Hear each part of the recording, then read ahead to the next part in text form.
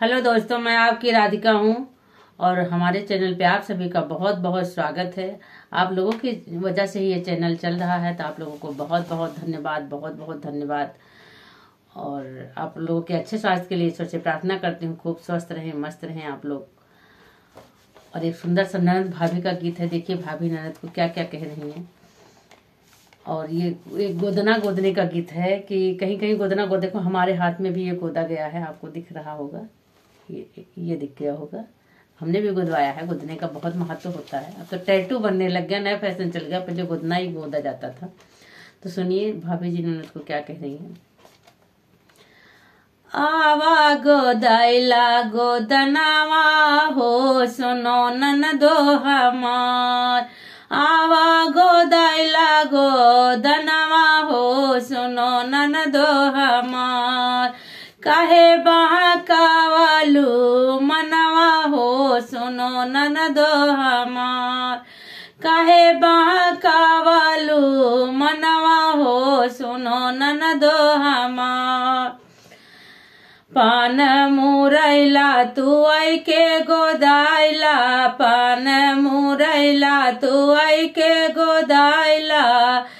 दिलवा में पियाज के नमवा लिखाइला, दिलवा में पियाज के नमवा लिखाइला।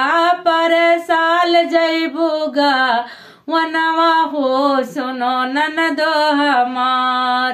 पर साल जैबूगा वनवा हो, सुनो ननदो हमार। आवा गोदाइला गो दनवा हो, सुनो ननदो हमार।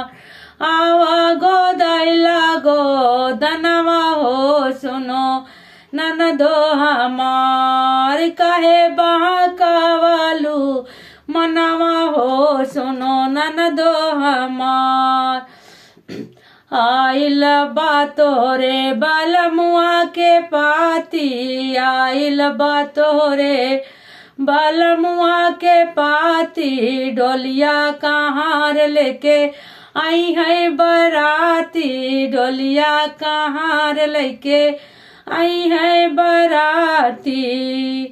बनल बा सुंदर सा गुनवा हो, सुनो ननदो हमार। बनल बा सुंदर सा गुनवा हो, सुनो ननदो हमार।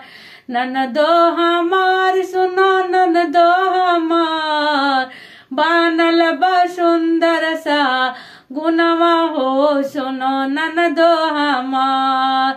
काहे बहकावालू मनवा हो, सुनो ननदो हमार। आवा गोदाइला गो दनवा हो, सुनो ननदो हमार।